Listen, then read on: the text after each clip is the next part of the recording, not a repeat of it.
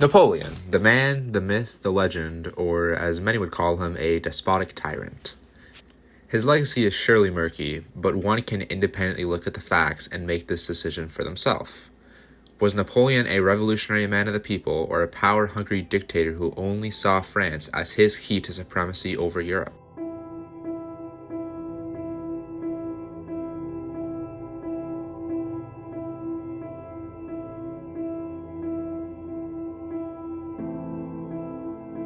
During the Revolution, the French people had been fighting for freedom from the oppressive system of taxation and limited freedom under Louis XVI's government.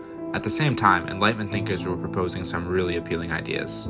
Montesquieu's separation of powers, Rousseau's social contract, and Locke's natural rights were influential, and their effect can be seen in the Declaration of the Rights of Man. The Revolution had some noble ideas, and a lot of the start was definitely influenced by the Enlightenment. However, by the time of the Reign of Terror, things had gotten out of hand, and there was a natural backlash called the Thermadorian reaction, where Robespierre's government was replaced with a more conservative Directory.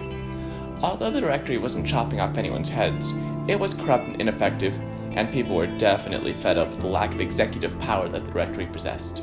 At the same time, Napoleon really stepped into the scene.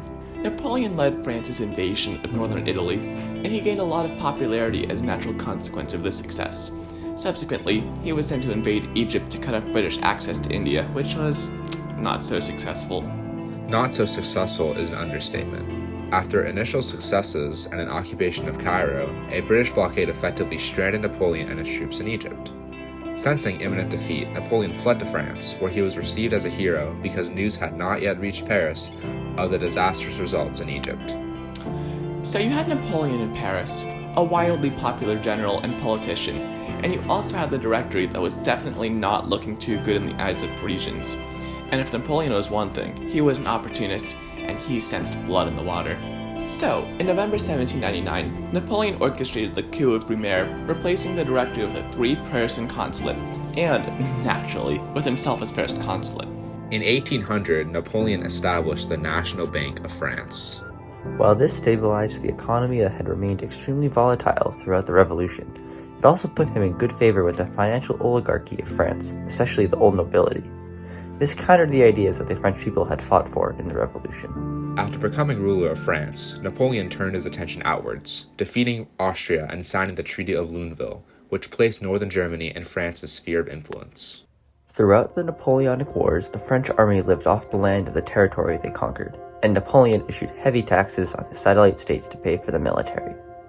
Although this spread nationalism because the citizens of these countries were not happy with being under the rule of a tyrant, it also was what the revolutionaries of France were against: absolutist rule and high taxes on the common people. Hot off the tails of this success, Napoleon made a controversial decision that flew right in the face of what Robespierre and other revolutionaries had fought for.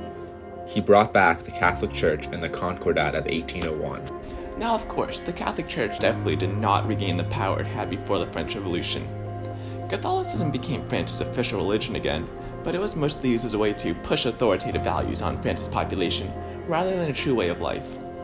Napoleon also allowed some level of religious freedom, as he let Calvinists and Jews practice their religions. However, these groups were kept under the supervision of consistories to keep them from getting too out of hand. And of course, he still kept some level of discrimination against France's Jewish population, such as canceling peasants' debts to Jewish lenders in Alsace. Now you see what we're getting at by calling Napoleon's reign a moral gray area. On one hand, he kept the Catholic Church in check and allowed religious freedom, which somewhat preserved the revolutionary spirit. But, on the other hand, he didn't really care about whether he was helping the revolution or not. He mostly just wanted to protect his own power. Undoubtedly, one of Napoleon's greatest achievements was his system of laws, called the Napoleonic Code. So, the Napoleonic Code really reflected Napoleon's system of values. He kept some of the reforms of the French Revolution, like an end to feudalism, greater equality under the law, and government secularism. The Napoleonic Code did a good job of writing down France's laws, which helped to organize the government and made it easier to export France's reforms.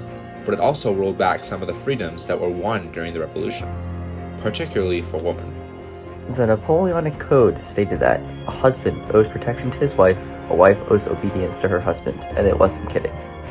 Now women couldn't own land, divorce was much harder, and men had near total authority over their households. Another way that Napoleon sort of seized power for himself was by creating a new system of nobility that favored people who were part of the military. People could join this unofficial nobility if their earnings passed a set threshold, and Napoleon also incorporated the old nobility into this group to neutralize them as treats to himself. Although the new system of nobility was exclusive, it was determined by wealth, not birthright, so it was not closed off to anyone. Napoleon's government favored people who were talented instead of those who were born noble, which reflected his own rise to power from obscurity. Napoleon might have upheld the revolution's emphasis on opportunity for all, but he did not uphold its focus on equality for all. Everyone had equal opportunity to rise to the top of French society, but not everyone was treated with the same regard. At the end of the day, Napoleon was and is a controversial figure who did not uphold the ideas of the French Revolution during his rule.